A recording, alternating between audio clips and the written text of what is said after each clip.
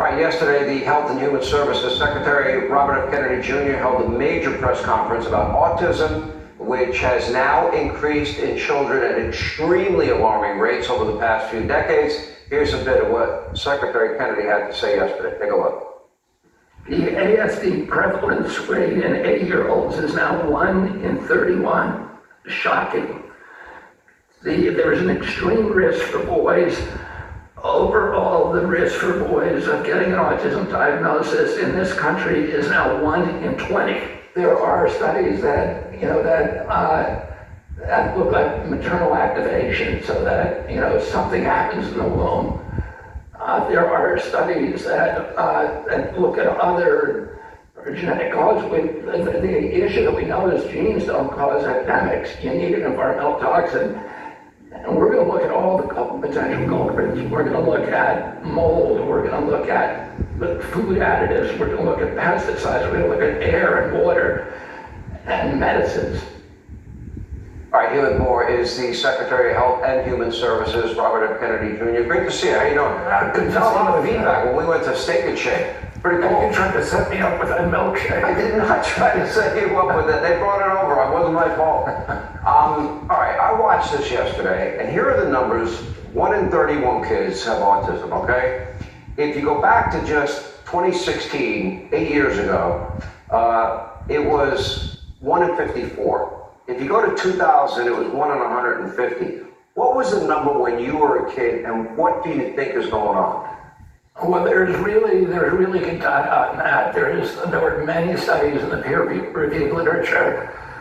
Probably the most important study was the biggest epidemiological study in history at that time in Wisconsin. It looked at 900,000 kids.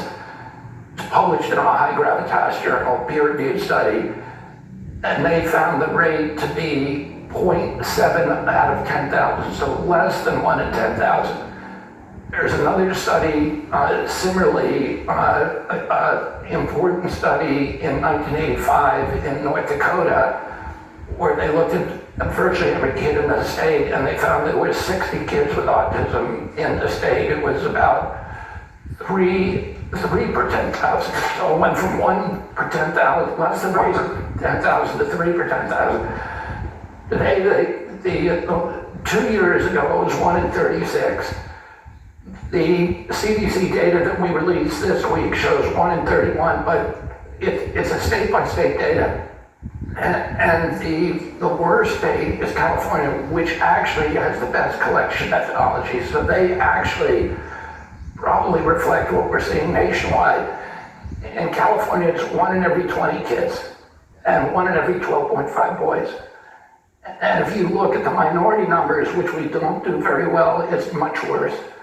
And the low functioning autism, in other words, people who have full blown autism, which is about. And there are degrees, that's common. Oh yeah, there are degrees. About 25% of the population of that, kids with autism, about 25% of them are nonverbal, non-toilet trained. They have all these stereotypical behaviors: headbanging, biting, toe walking, stimming.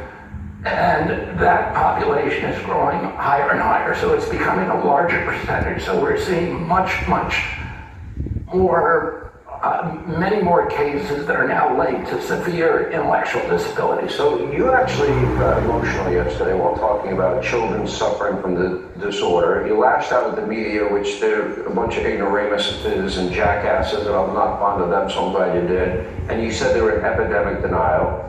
He said autism destroys families, and more importantly, our greatest resource are children. And these are kids, he said, they'll never hold a job, they'll never pay taxes, meaning for society. People mistook that. Then you add, they'll never play baseball, write a poem, go out on a date.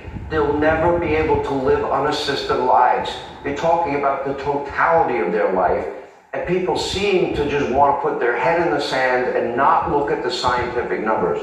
Yeah, what do you think is causing Let me say this, there are many kids with autism who are doing well. They're holding down jobs, they're getting paychecks, they're living independently.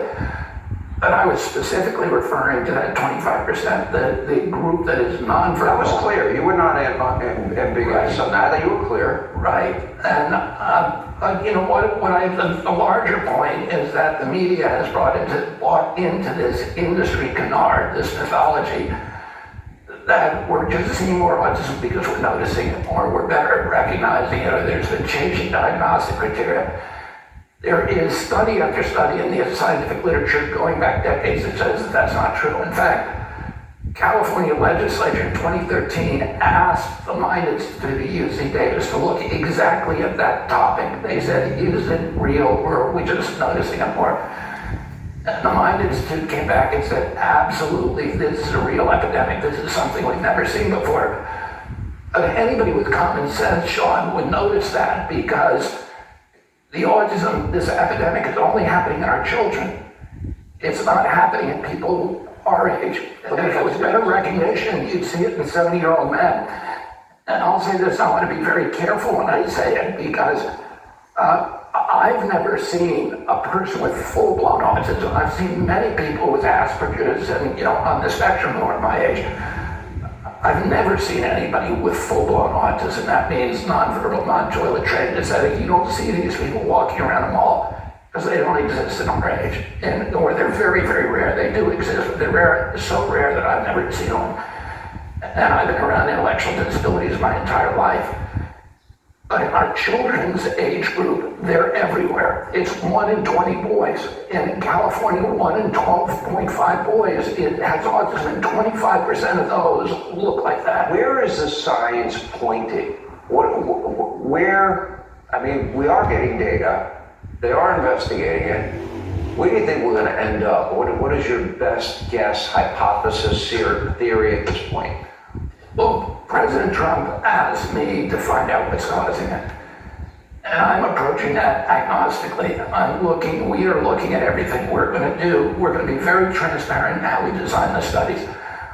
We're going to farm the studies out to 15 premier research groups from all over the country. And we're going to be transparent about our protocols, about the data sets, and then every study will have to be replicated.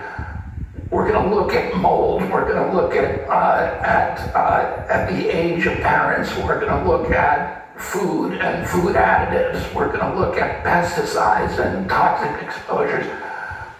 We're going to look at medicines. We're going to look at vaccines.